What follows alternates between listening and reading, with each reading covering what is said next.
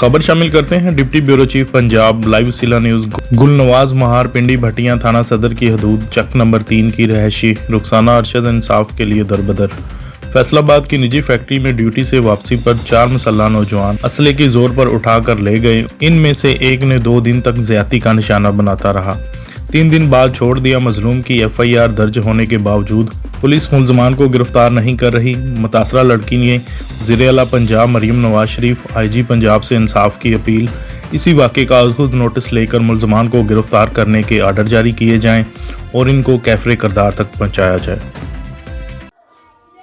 मेरा नाम अरशद अली है। रुखसाना दा मैं जमीआं रुखसाना मिल विच काम करदी फैसलाबाद सदाकत मिल च खुरड़ियां वाले गड्डी दे विच वापसी आ रहे से ते 7:30 दा टाइम से ते उन्हां जनाब जी मुजरम जनाब जी उन्हां चुक ली से ते साडे सांगला इंटरचेंज ते उतरे से ते तीसरे दिन वापस उन्हें की सी जबर ज़नाह करते रहे। 2 लामलूमत बंदे एक तनवीर नवीद मुजरम न नवीद जड़ा ज़नाह करता रहा तो मैं परचा कटवाया तीसरे दिन बाद। तो मैंने साफ चाहिए तो मेहरबानी करो वज़ीर-ए-आला अगे मेरी गुजारिश है।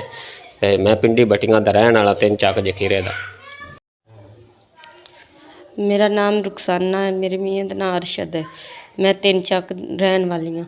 मैं सदाकत मिल विच काम करदी हाँ। मैं उन्हां दी गड्डी ते आके सांगला इंटरचेंज ते लैनी हाँ 7:30 बजे। उत्थों आके मैनू 4 बंदे खले सन। एक तनवीर सी, एक नवीद सी, 2 नामलूम सी। तनवीर कोल पिस्टल सी ते नवीद कोल बंदूक सी। ते मैनू चुक के ते फैसलाबाद वाले पासे लै गए। फैसलाबाद वाले पासे लै गए। 3 दिन मैनू उत्थे रखिया ने। नवीद मेरा ज़नाह करदा रहा ते मैनू इंसाफ चाहिए।